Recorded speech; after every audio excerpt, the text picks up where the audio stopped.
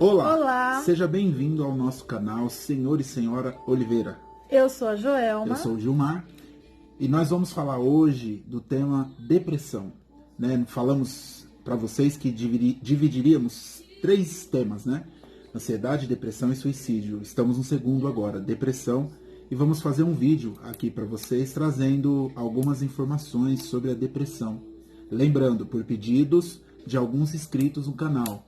Então faça o seu pedido, comente, deixa um like, né? Se gostar do vídeo, deixa um joinha e se inscreva no canal antes de tudo. Pessoal, eu farei aqui algumas perguntas para minha vida branca e ela vai estar explanando, né, com vocês algumas questões básicas da depressão, e creio que vai ser muito proveitoso, né, para sua informação, independente da sua religião, até mesmo se você não sofre de depressão, mas é interessante você saber, né, os sintomas para poder ajudar o próximo, sendo essa aí a nossa missão de humanidade. Vamos lá. O que é a depressão? Depressão é um sentimento de tristeza profunda. É aquele sentimento que você tem, muitas vezes existem a causa, mas você não sabe o porquê. Que é diferente de quando você perde um parente. Você se entristece, você sofre o luto daquele parente durante talvez até meses. Mas você sabe que foi por conta daquela causa em si. Agora, existem situações e circunstâncias que acontecem no nosso dia a dia em que são traumáticos. É um trauma de uma perca, é um trauma de situações do cotidiano, estresse emocional, muita pressão psicológica. Sim. São coisas que vão influenciando, que a gente chama de psicossomáticas, vai somatizando e acaba trazendo em si essa depressão. Quando você percebe, já entrou Então, uma pessoa deprimida nesse ciclo de depressão. Bom, então eu entendo que há uma diferença entre depressão e tristeza, né? Uma tristeza que tenha motivo. A depressão, então, pelo que eu entendi, ela está ligada a algo que vai além do motivo em si. Ela envolve a pessoa, ela envolve a mente da pessoa, ela traz sintomas na pessoa que não necessariamente precisa ter uma causa específica. Seria isso? Isso. Lembrando assim, pode haver uma causa específica que seja a entrada, né? Que seja a entrada para isso, né? Normalmente, quando existe uma tristeza traumática, uma tristeza por uma perca, por exemplo, de um parente, nós vimos num vídeo que nós andamos pesquisando que ele leva em torno de pelo menos uns 6 meses nessa tristeza, que seria o luto da perda. Passando-se disso, já seria considerado o motivo dessa tristeza profunda como algo depressivo, que é diferente de quando eu estou já nesse processo de depressão, sem um motivo aparente, que causa essa tristeza profunda e a gente se entrega a ponto de procurar, né, assim, a ajuda de um profissional da área da saúde. Bom, então eu entendo que mesmo sendo de uma tristeza, de uma situação talvez básica, pode ser então uma entrada para outras coisas, para desencadear uma depressão, até um suicídio, né? Pós-depressão. Sim, que é, eu acho que o ponto mais grave, né?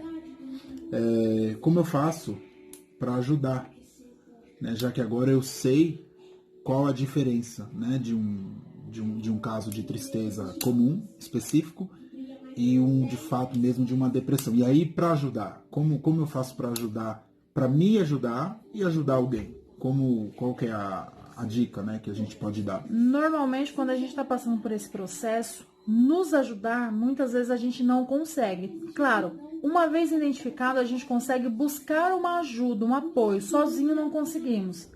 Agora, quando se trata de você ajudar alguém que tenha esta depressão, essa patologia, você precisa, como na ansiedade, mais ainda na depressão, ter muito cuidado. Muito cuidado na fala, muito cuidado de como você vai interpretar. Muitas vezes, quem sofre de depressão está cheio de sentimentos, cheio de coisas dentro de si. E não é uma frescura. Porque muitas vezes o Exatamente. suicídio, ele é recorrente à depressão. Por quê? Porque uma mãe vê um filho num quarto sofrendo situações e ela acha que é frescura, é coisa de adolescente, um relacionamento, ou seja, no seu dia, no convívio sexual, no convívio social. E muitas vezes nós começamos a demonstrar alguns sintomas de afastamento social, isolamento, Que a é gente já uma não quer das mais estar ali naquele características, né? meio. Existem pessoas que estão ali no meio e até sorrindo, sim. Normalmente a gente vê muito isso em jovens hoje em dia, porque antes da depressão ela era mais em adultos, pessoas mais velhas, né? Então era Pessoas muito que- fácil identificar isso. Pessoas que, de certa forma, já tinham algum histórico de muitas frustrações, de várias decepções, e que era mais fácil Que de foi serem recorrente, acometidas, né? exatamente. Agora, pessoas Hoje, novas já... isso. Existem, por exemplo, nos jovens hoje em dia, como a gente tem muitos amiguinhos, tem muitas situações, é muito, muito assim, vamos ali, vamos fazer tais coisas. Então você acaba tirando um pouco de você, demonstrando uma alegria superficial para estar envolvido naquele meio, só que quando ele chega na sua casa, deita sua cabeça no travesseiro, existe uma depressão dentro dela, e que ninguém enxerga, que ninguém vê. Então, por isso que precisa ser prestado bastante atenção nos sintomas. Pessoas que apresentam e falam assim, sei lá, eu já perdi o prazer pela vida, ai, a vida não tem sentido pra mim. São pequenas coisas que você observa. Às vezes eu tô sorrindo pra você aqui, em algum momento eu acabo deixando pra um colega, um amigo, uma mãe, um parente, um cônjuge, que alguma coisa não tá bem. Sim. Aquela situação, eu tenho tudo, mas eu Tá não sei faltando porquê, alguma tá coisa. faltando, tem um vazio. E não é frescura. E você não pode tratar isso como uma frescura e tampouco menosprezar. Porque quando você menospreza a dor do outro, mais essa dor é gerada e aumentada dentro dela, a ponto dela pensar assim, além de já não querer viver, além de já não ter mais sentido a vida, a pessoa entender que tá bom. As pessoas que estão ao lado, que dizem amar, não estão prestando atenção e pouco está se importando. Então, que sentido tem a vida? Então, prestar bastante atenção nisso. Porque pessoas que sofrem com isso, não vai ser você chegar na pessoa e ficar forçando a barra. Me fala o que você tem. Me conta. Não, preciso tomar cuidado. Às vezes uma fala que é bem diferente de você chegar na pessoa e falar assim, sei que você não está bem, se precisar eu estou aqui, de coração aberto para te ouvir, o momento que você quiser, na hora que você quiser, eu estarei aqui. Não forço nada. Quando você não força, você dá liberdade para que ele venha até você. Isso, muito interessante. E uma outra coisa, quando você estiver prestando atenção, larga tudo. Larga celular, desliga se for necessário, deixa de canto, olha para a pessoa, olho no olho. Bolinha do olho na bolinha do olho, porque é isso que ele precisa. Se ele tá contando algo que para ele é difícil, ele precisa de alguém que preste atenção e mostre a importância disso. E sem contar que o ouvir é o início de um tratamento. Porque qualquer profissional vai começar ouvindo. Exatamente. Eu acho que o início do tratamento é saber ouvir. A terapia é isso. É você chegar no consultório e desabafar. E o profissional vai estar lá assim, ó. Entendi. Ele vai estar te ouvindo. Isso já é metade do tratamento, é uma terapia. E aí, dependendo do grau, do nível da depressão, aí vai para a parte medicamentosa. Então, eu chegar, por exemplo, no Gil, né? Um exemplo, falar assim, você vai sair dessa, você é forte, não sei o que.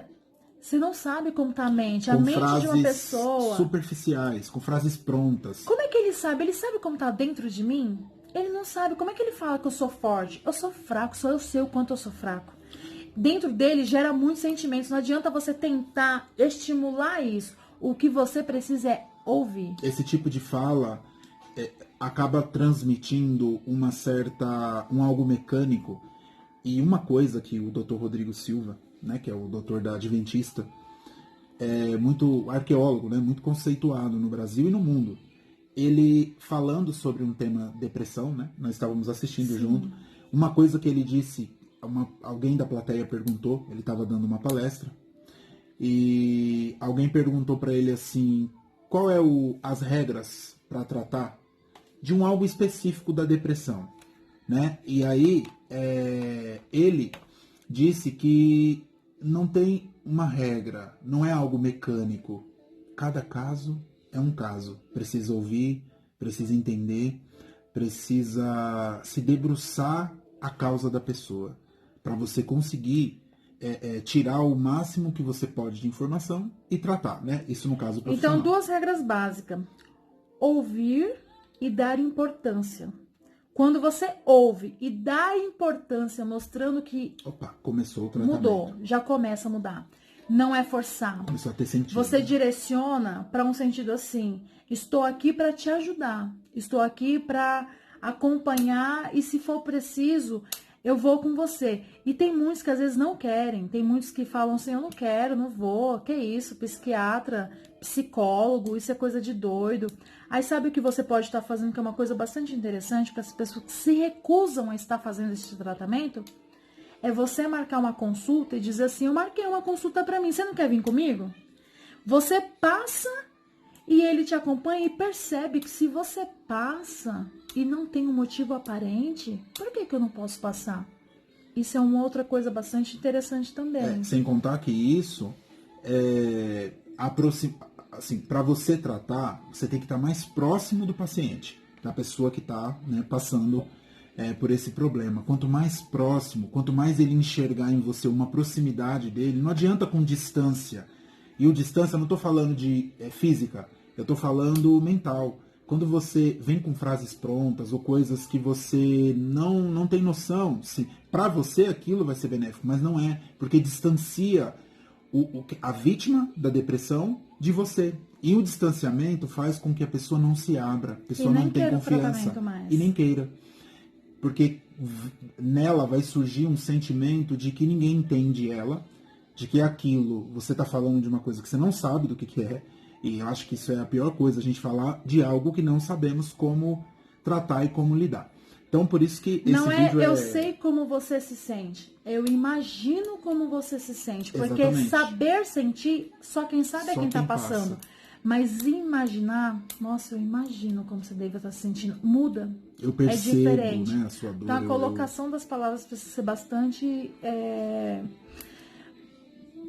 Bem coloquial, precisa ser bem trabalhada, na verdade. Exatamente. Né? Pessoal, na descrição do vídeo eu vou postar aqui alguns, né, doutores, estão, né, postados aqui, alguns doutores falando sobre a depressão. Né? A doutora Rosana Alves, que é uma pós-doutorada pela USP, estudou fora do país também, é uma pessoa muito conceituada, neurocientista. Nós sempre utilizamos muito ela como referência, né?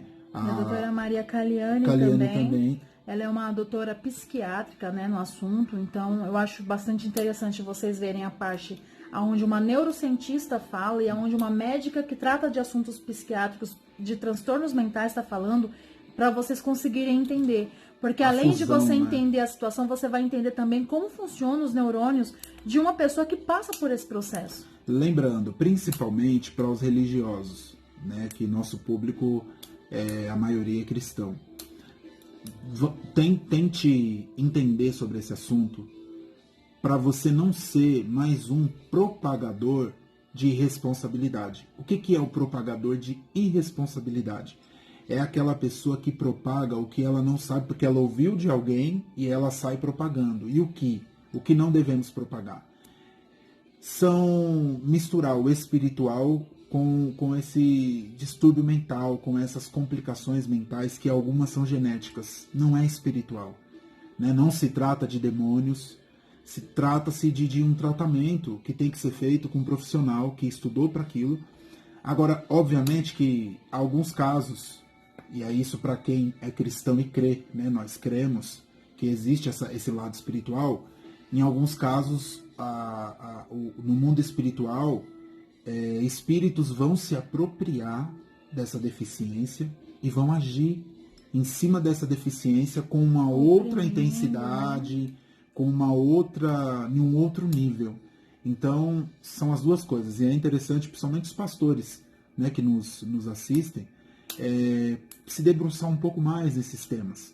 Porque a depressão também cresce, né? Não só a ansiedade, que, como nós vimos, a depressão cresce. Na verdade, depressão, ansiedade e suicídio têm crescido.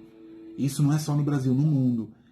Nos países europeus, por mais tratamento que eles tenham, tratamentos muito avançados, também cresce. Então, é um mal do século, da modernidade, né? Esses tipos de distúrbios. Então, é interessante nós, como líderes, nos debruçarmos e entendermos melhor, para você cuidar até melhor das suas ovelhas, você saber como tratar, saber o remédio certo para cada doença, né, para cada situação.